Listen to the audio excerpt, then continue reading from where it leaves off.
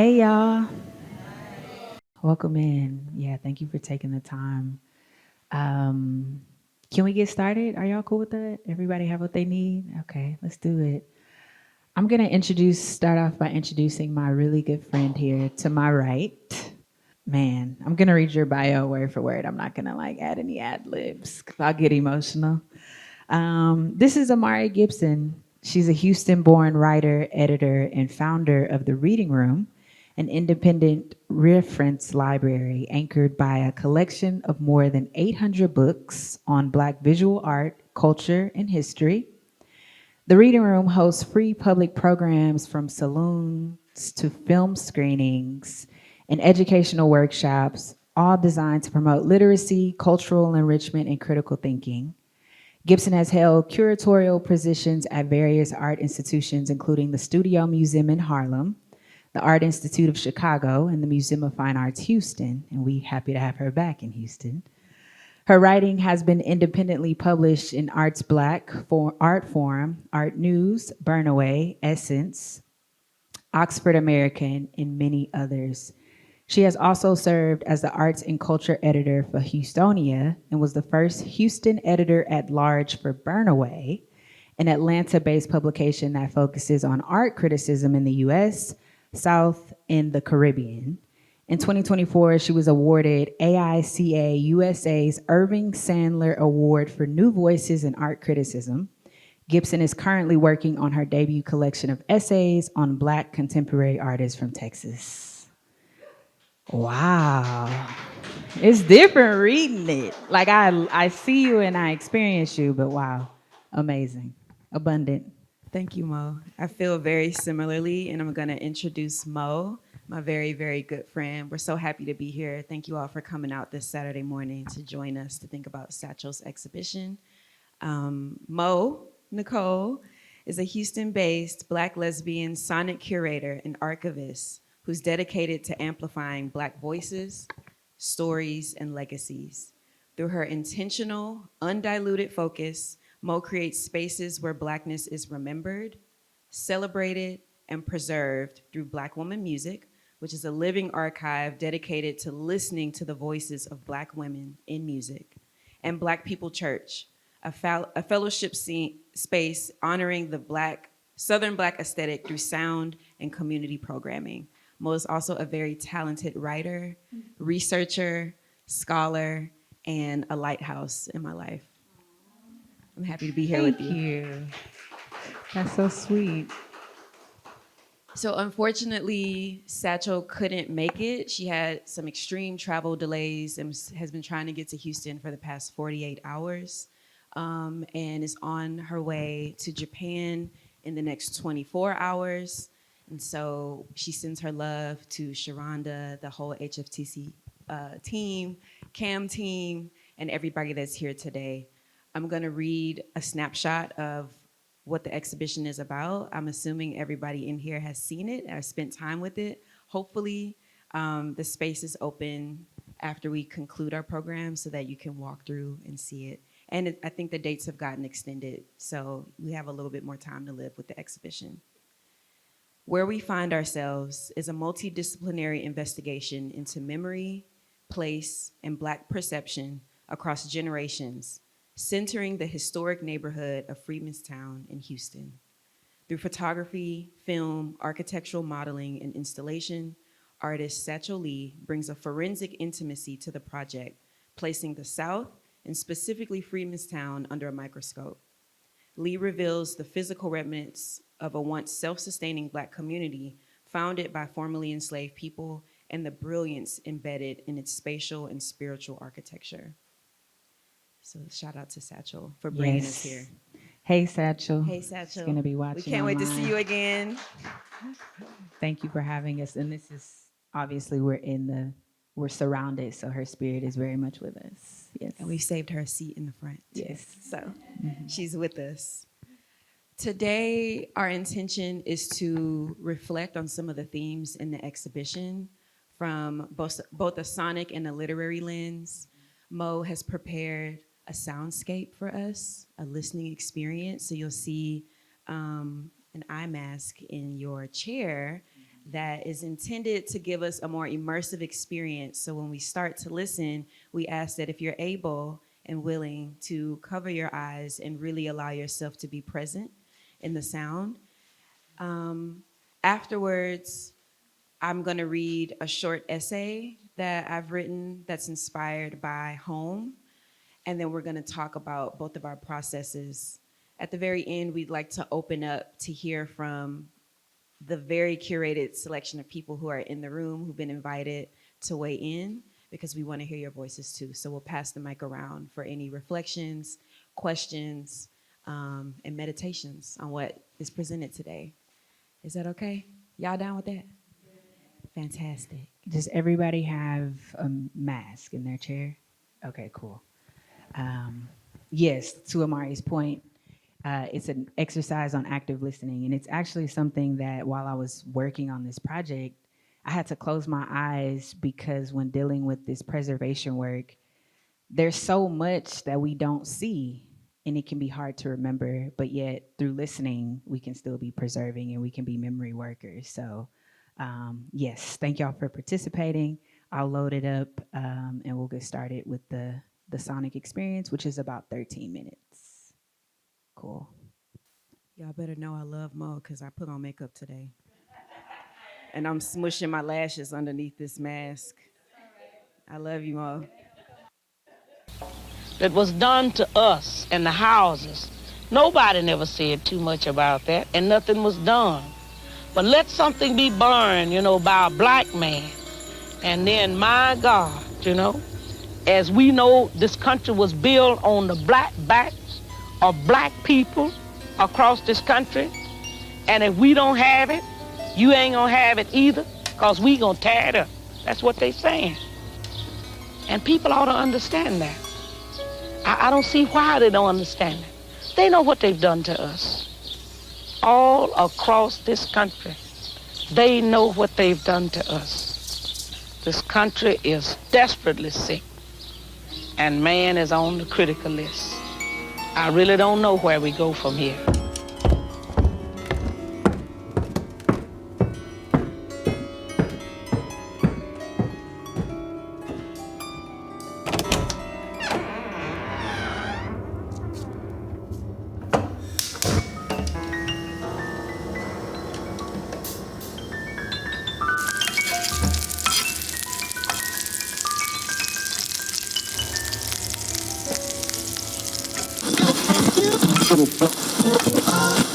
Find you now.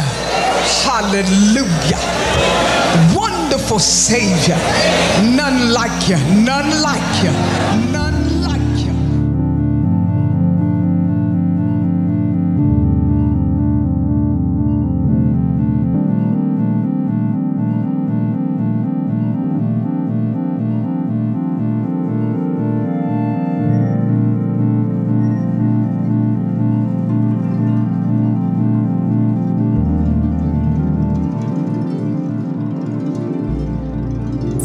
Town to my family was a new beginning. My family did not come from the Galveston way. My family actually came from Matagorda Bay, the same way that Jack Yates' family came to Freedmen's Town. So this community has been fighting for decades to actually hold on to what we have. And so as a community, we have done everything. We have literally protests. We've laid in the brick streets when they have removed the bricks. We've got in front of bulldozers. I literally had to go get 50 of my community members to stop contractors from taking the bricks, because as we understand it, that the bricks are our foundation to our community. There has been so much synergy and energy toward dividing us.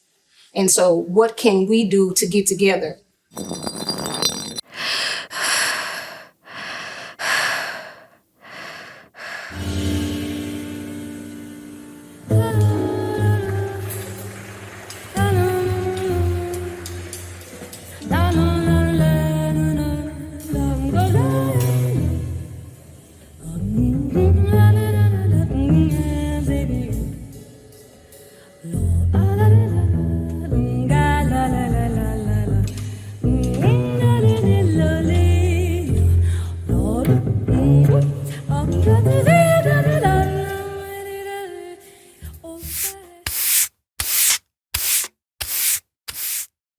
for my people, lending their strength to the years, to the gone years and the now years and the maybe years.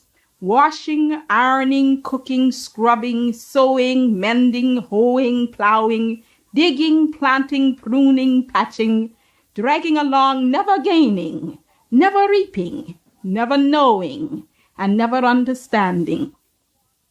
Let a bloody peace be written in the sky. Let a second generation full of courage issue forth. Let a people loving freedom come to growth.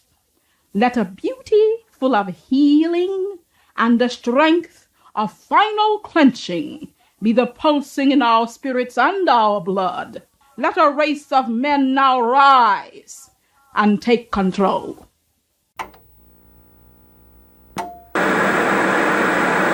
Ladies and gentlemen, please welcome Barbara Jordan.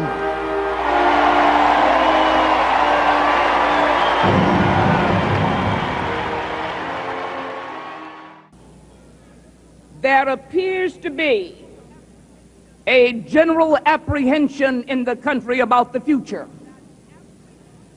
That apprehension undermines our faith in each other and our faith in ourselves.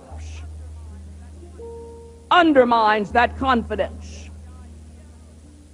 The idea that America today will be better tomorrow has become destabilized. But we will not die. We will change, but we will not die. We need to change the decaying inner cities from decay to places where hope lives.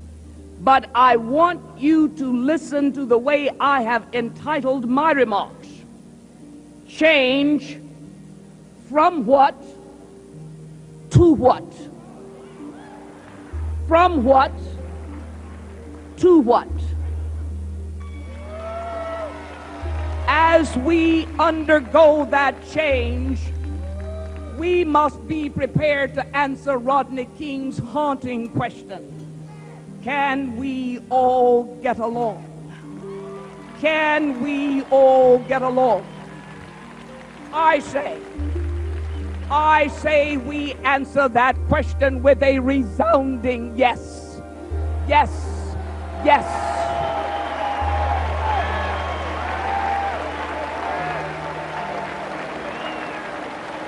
We must, by a devotion to the public interest, public service, tolerance, and love. Love.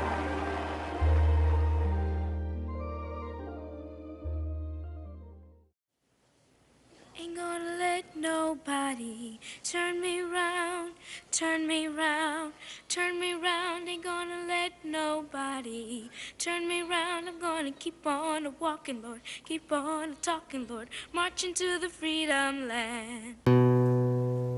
Ain't gonna let nobody turn me round, turn me round, turn me round. Ain't gonna let nobody turn me round. Wait, I know this is a show, but you have to actually sing this song.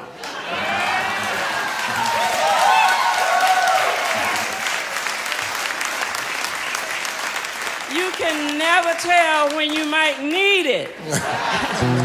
Ain't gonna let nobody turn me round, turn me round, turn me round. Ain't gonna let nobody turn me round. I'm gonna keep on walking, keep on talking, marching up to freedom land.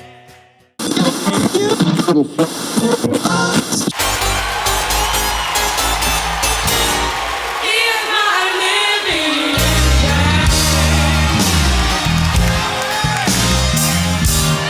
here's my giving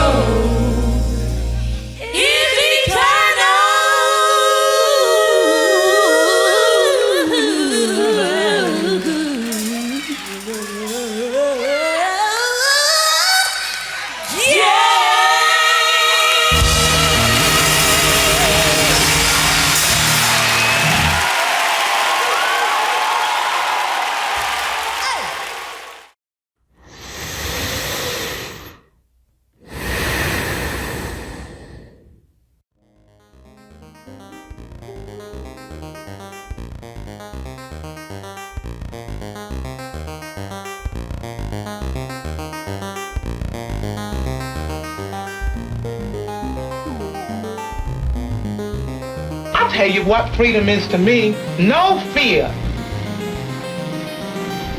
I mean, really, no fear. If I could have that half of my life, no fear. Lots of children have no fear. That's the closest way, that's the only way I can describe it. That's not all of it, but it is something to really, really feel.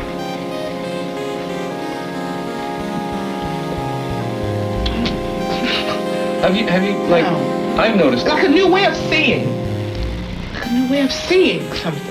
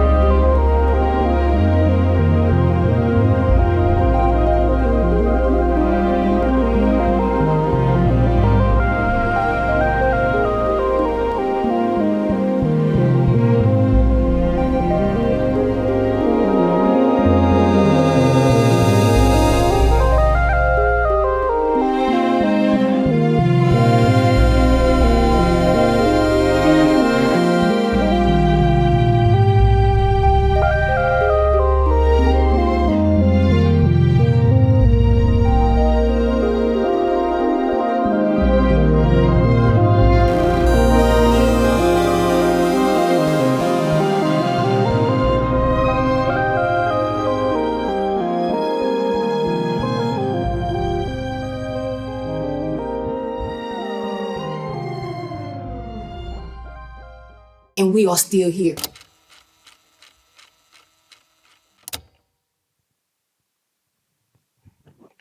That's it, y'all. Y'all can unmask.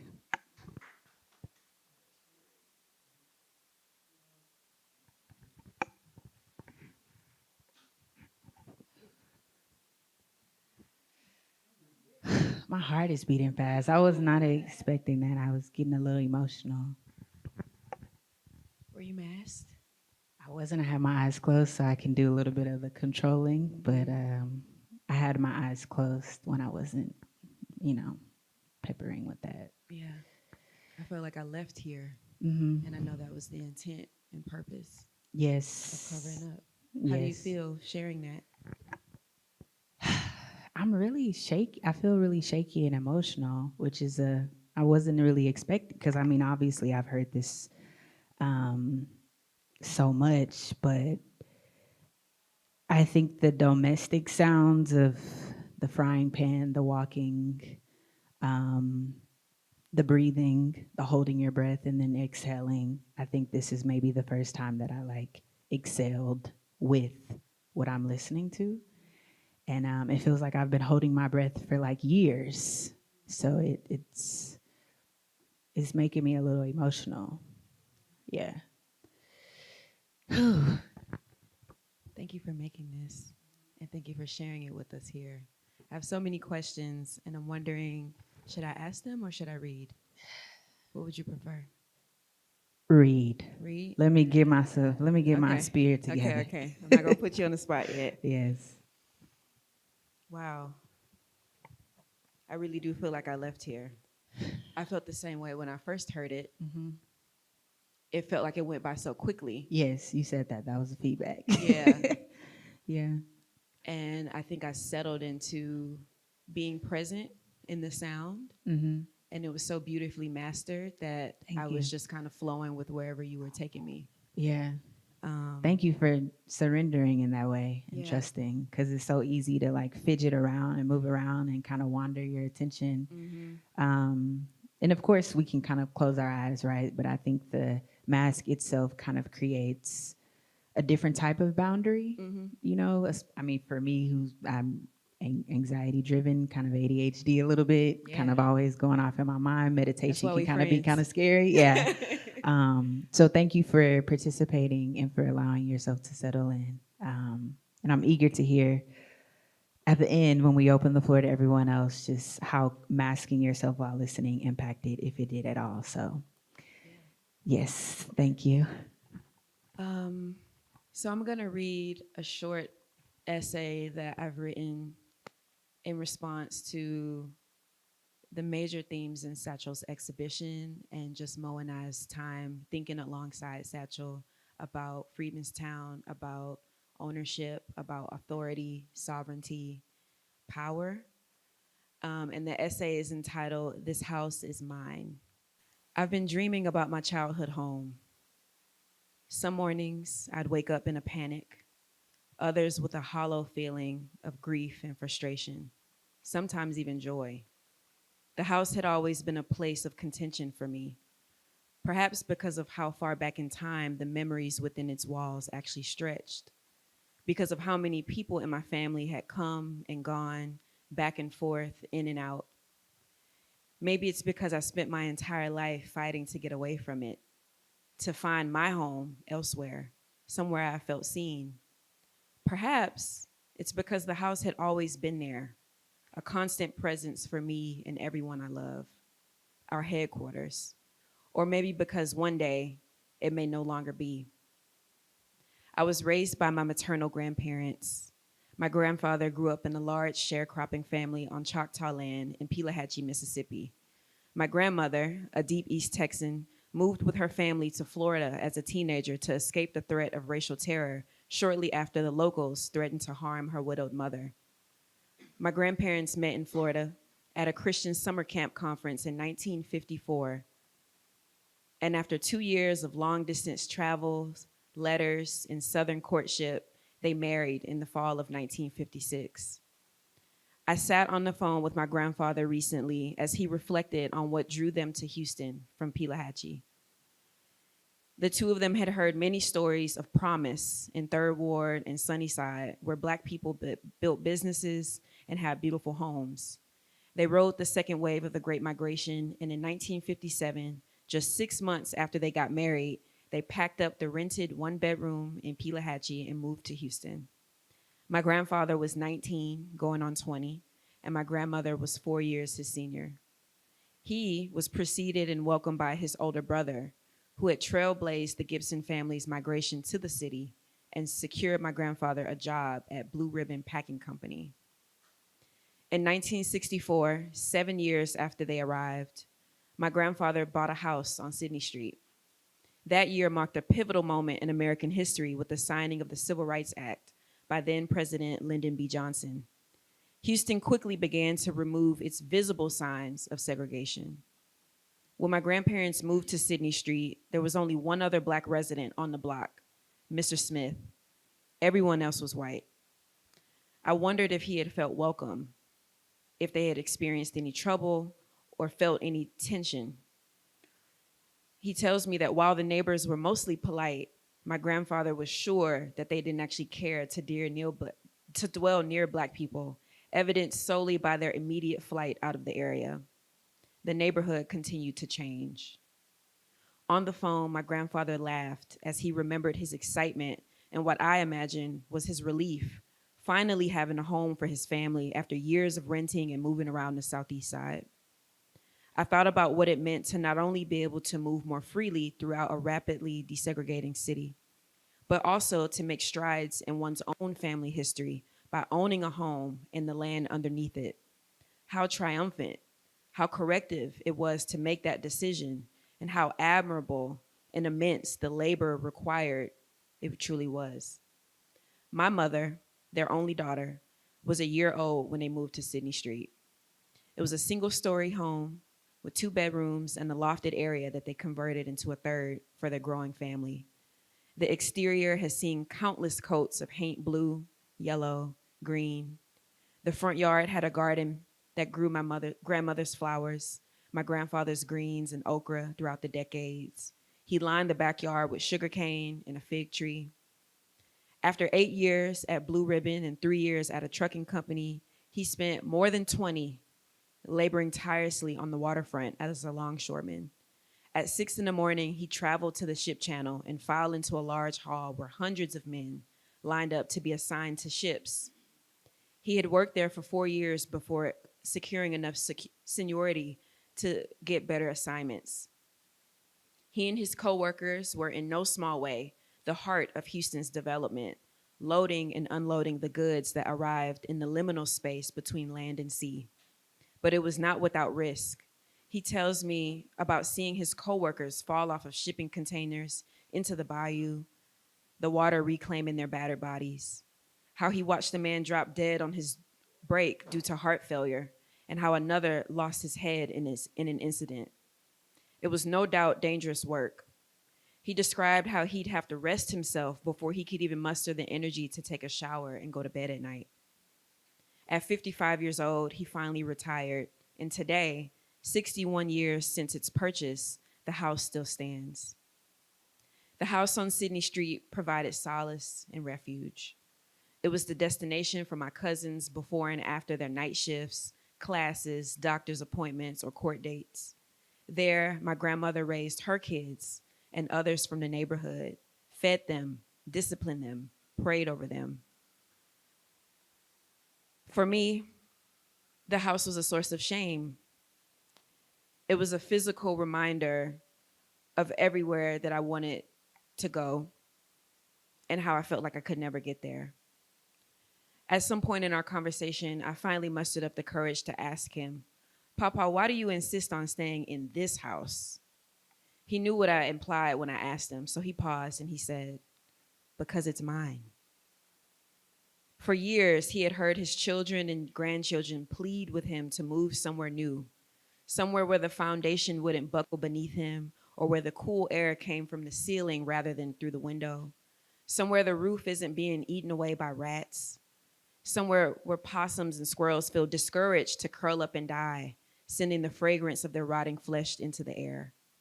But when you own a home, there's no one to complain to, no landlord, no property manager. It's your responsibility. It was his responsibility, and he owned it. But hearing the conviction in his voice made clear to me that being there was not just about the house. Legally owning the structure that protects your body, provides you with shelter, spiritual grounding, and peace of mind in a world that has denied you sovereignty over your own body, your own flesh, is no small feat.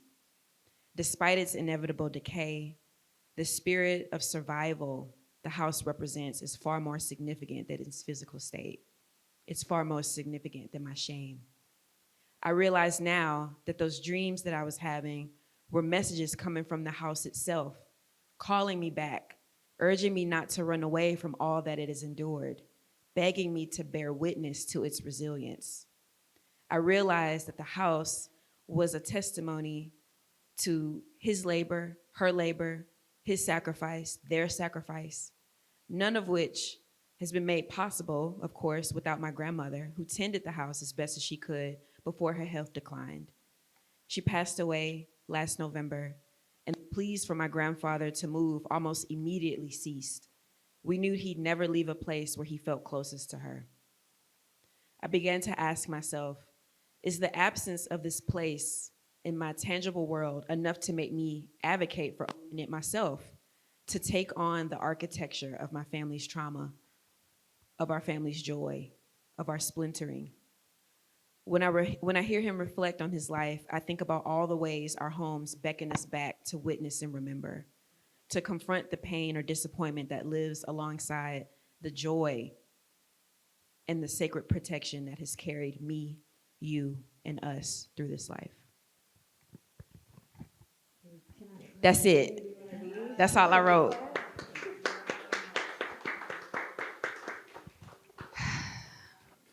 Because it's mine. Because it's mine. Wow, Amarie, thank you so keep much all for that, sharing. because it's mine. 'Cause it's That's why I'm mine. here. Because it's mine. Wow, that was beautiful, and visceral also. And I'm curious from here forward how it looks for your relationship to change with the dynamic of the house after witnessing it in a different way.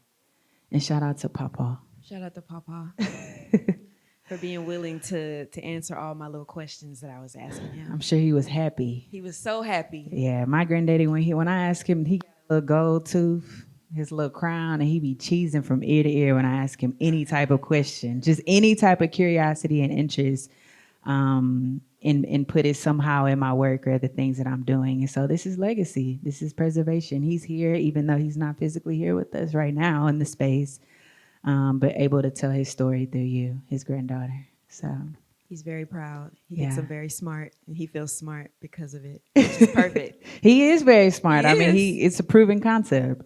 Let's talk about it. You want to Yeah. dive deeper into all of this? I want to talk about sound. Okay. I want, because we have to backtrack, of course, right? Okay. I want you to tell me about the process of assembling every single piece of sound that you put into this soundscape. Yes. Every voice, every element. Yes. Okay. Why? Oof. I'm going to try to make it make sense to y'all like it does in my head. It was really in response to Satchel's exhibition Where We Find Ourselves. And there was something specific that she said in some of the press prior to the exhibition opening. And it was a concept of time stacked on top of each other, the past, the present, and the future kind of all colliding. And the black backdrop of some of the 3D model kind of represents like that void between. I hope I'm getting that right, Satchel, but I was like, wow, okay. So what does that sound like? And what does Freedmen's Town sound like? Like, how can I create an indestructible archive, like a sonic body of work, like an altar that can't be bulldozed? I didn't grow up in Freedmen's Town. My family is from Louisiana, and my grandparents live in Sunnyside, Texas. But I started to dig deep and think about erasure and displacement in my own personal relationship to the homes, the shotgun homes in Louisiana, and also the small home that my grandfather currently lives in now, and he's had for 60 plus years with my grandmother, who passed 2 years ago. And so I just went back to my inner child and thinking about how we would wake up in the morning. It was like the smell of my grandmother, who was 104 when she passed. She was always making okra, and she would make supper at like 8 o'clock in the morning. So by the time we waking up, I'm like smelling okra and like turkey necks and like maybe gumbo and all of these things that it was just so visceral. And I would hear her moving about the kitchen, turning on the stove, putting the grease in the frying pan, talking to the cats, her little stick or cane or walker, the house made so much noise without anyone speaking, especially like the creaking and the cracks. And I used to be scared of it when I was little because it seemed like it was haunted. And I didn't want to go into the restroom by myself because my family was Black Catholic. So they had all these like Mary, Jesus posters and things like that. And they look scary when you're a little kid. So all of these things contributed to just like my shaping of what a kept house feels like. What does a kept house sound like? What does an unkept house sound like? And so, yeah, I did my best to think about this mix, not so much as music either, but sound. And like, what can I also gather from the silence, the removal of sound?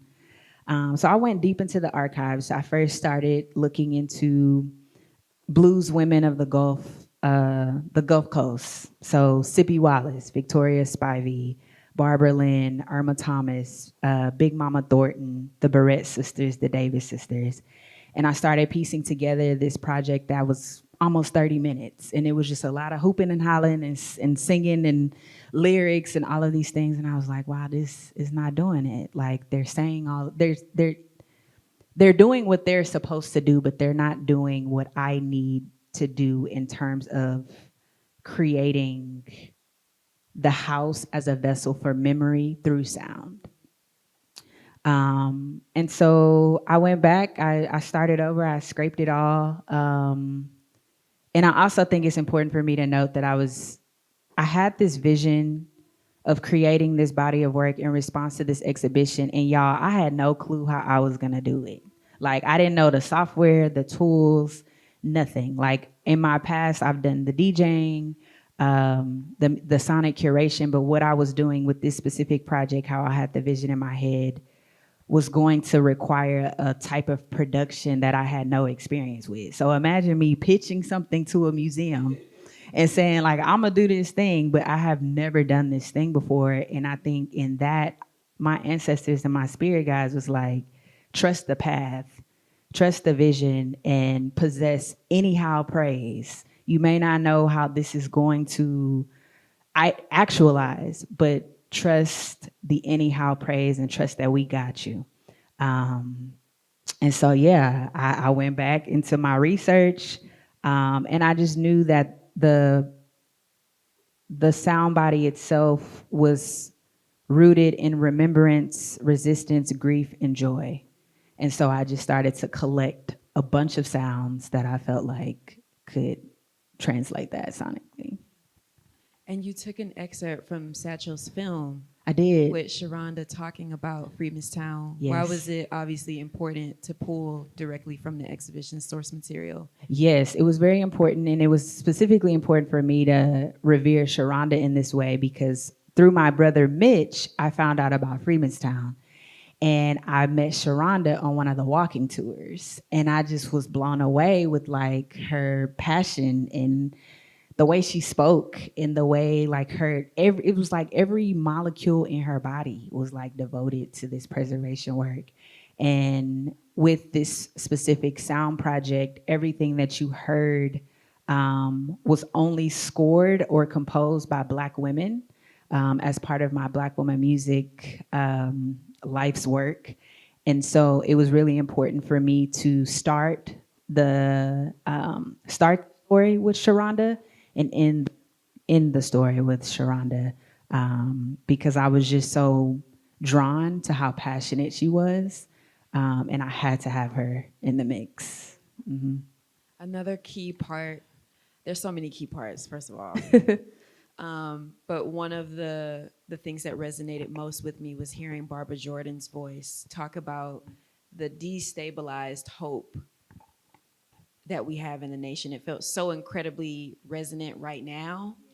And thinking about the collapsing of time, right? And the cyclical nature of history and how it seems like we can never get far enough away from what we used to be and where we used to be because we somehow keep ending up back here.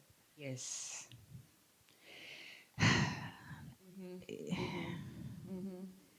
Pause on that one. Yeah, we keep ending up here. It was disheartening actually to hear relatability in what Barbara Jordan was saying. What year is this? 92, right. At the Democratic National Convention in 92. And I'm like, wow, this is like really relevant, and I'm heartbroken that it's relevant to now. Even Fannie Lou Hamer, that was in the 60s, and it's still relevant to now.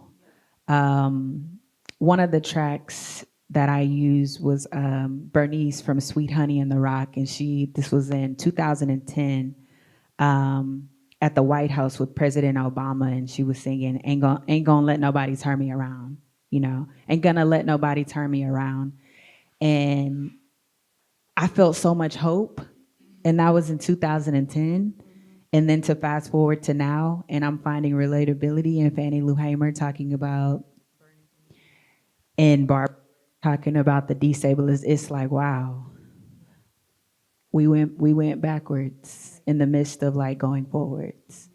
So yeah, there was a lot of grief in that realization once I put this amalgamation of sounds together on one board.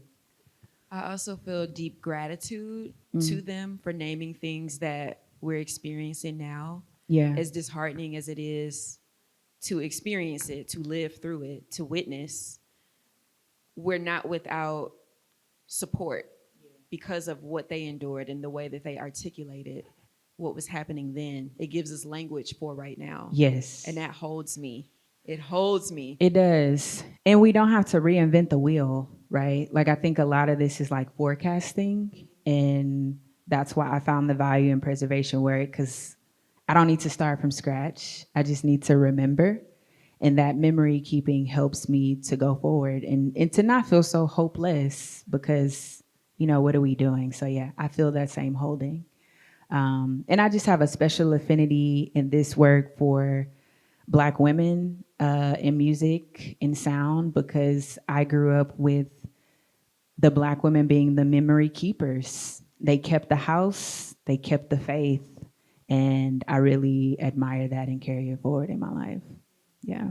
I'm glad that you named that, because when I was thinking about how this essay shaped up my grandfather's experience, and his retelling was at the center of how I was understanding my relationship to my family home, because I was raised in that house, right? My mother was raised in that house. Everybody lived in that house.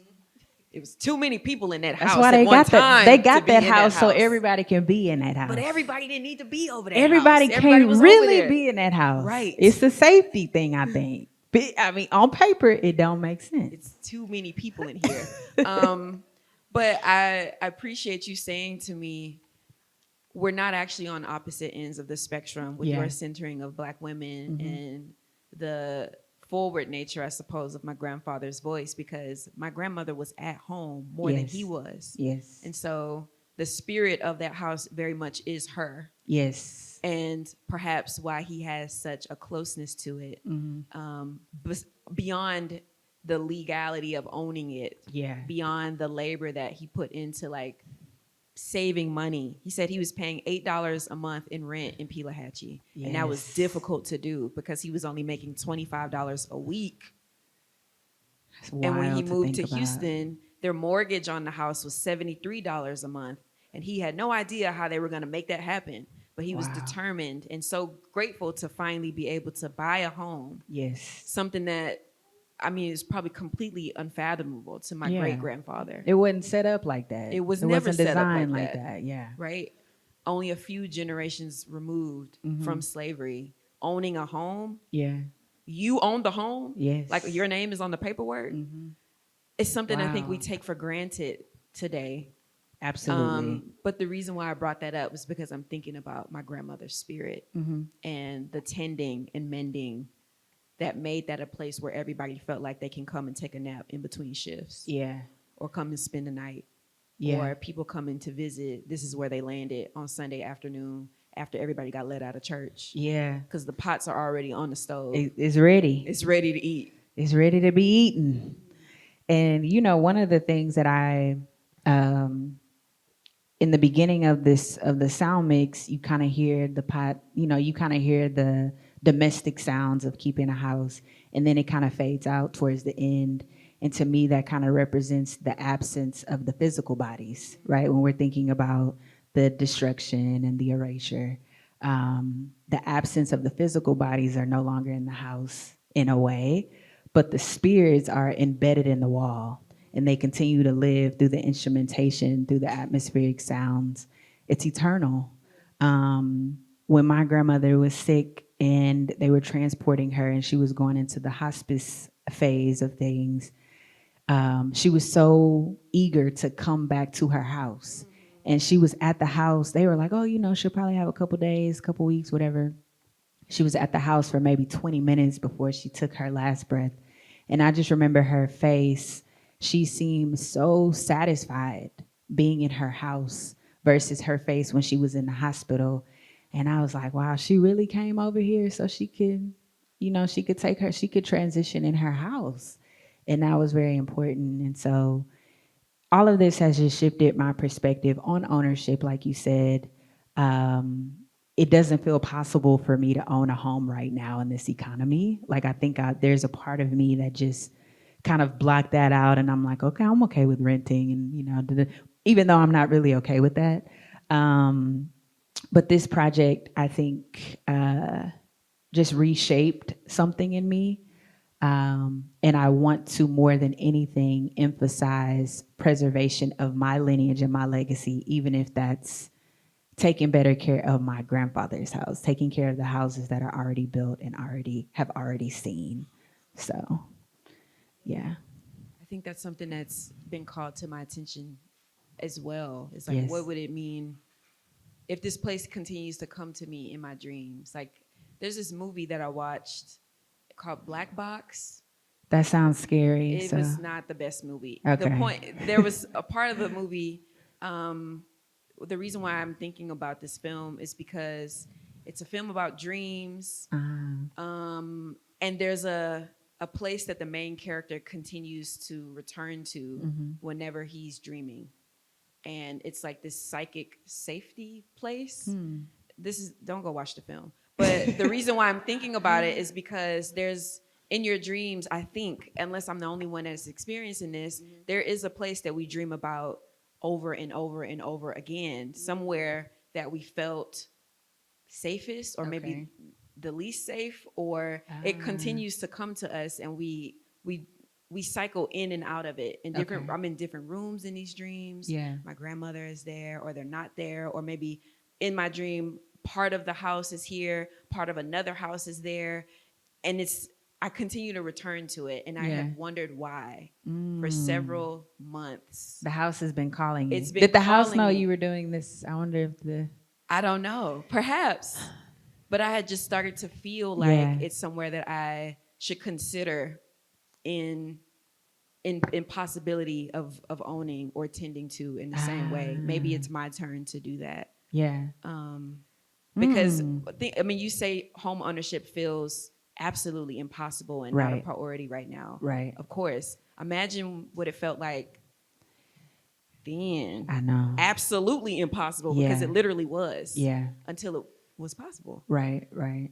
And so I'm only feeling that now, even though the priority is not to buy a home. Yes. Or to renovate a home. But I'm sitting with whether or not I can live up to the expectation or answer the call to do that.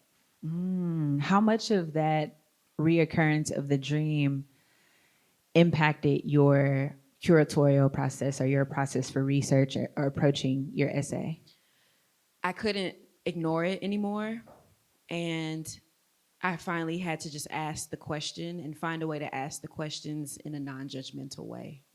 Because home ownership doesn't seem tangible to me, doesn't mean that it wasn't incredibly important to my grandfather, to the people who own homes in my family. Yeah. And I don't think I had ever sat down to take the time and think about why it was so critical. Yeah. And how monumental it was. Because people got houses left and right. Yeah. For the most part, right? Right. And so the conversation, I couldn't even get myself to go to the house to sit and have the conversation with him.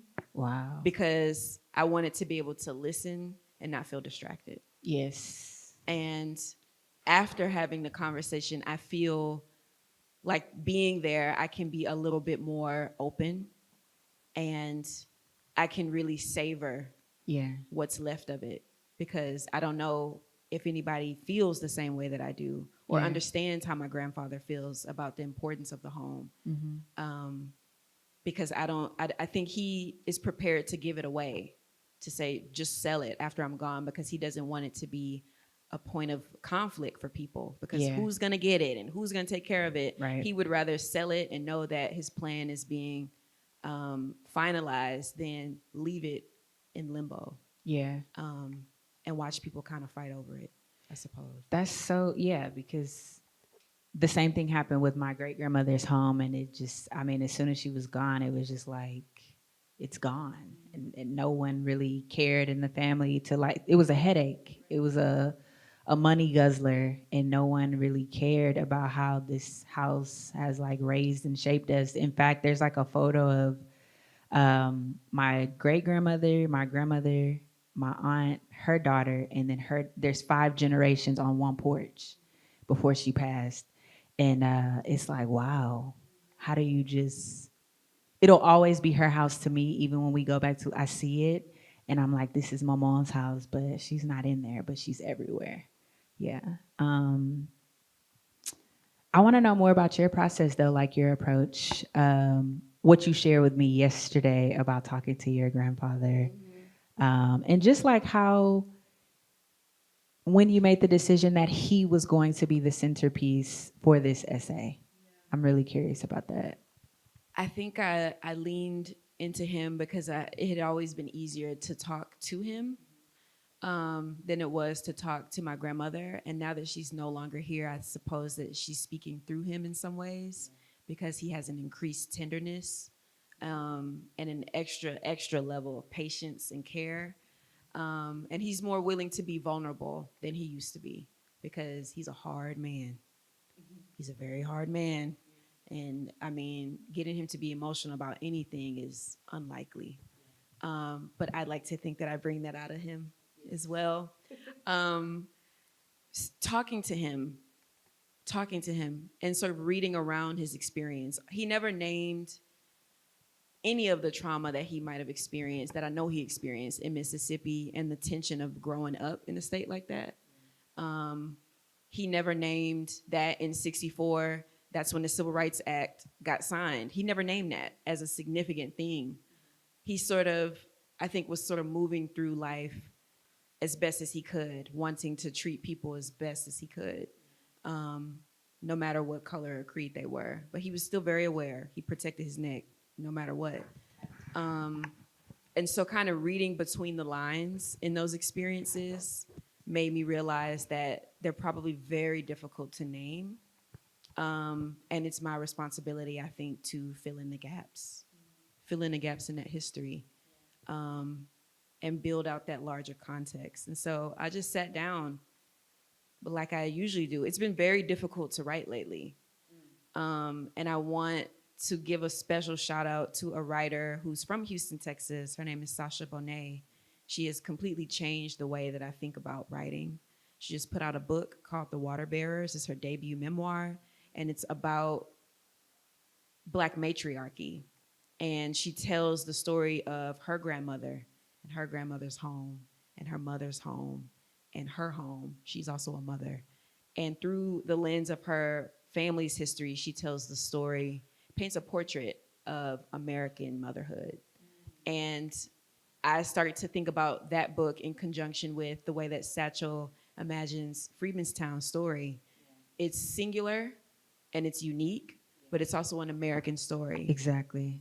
And so I think the same way about my grandfather's experience, my grandmother's life, and their relationship, their migration, their sacrifice, their labor, their tenderness, and how it's a reflection of how we all live with one another. Right. In our families, in our homes, in the places that we used to dwell. Unique but universal in a way. Difference but sameness. That's really sweet. Thank you for sharing that. I just want to thank everyone for joining us here. So I don't do this for recognition. I don't care if you all never know my name. I love my community, and I just want the future generations to actually know how great we can be. And it's so much that has happened to this community for decades.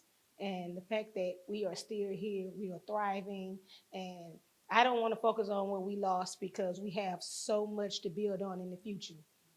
And we have so much legacy, so much history here. And it doesn't matter what color you are connected to Freemanstown. And I'm just asking everyone to find your roots, find your connection, and come on home. Amen.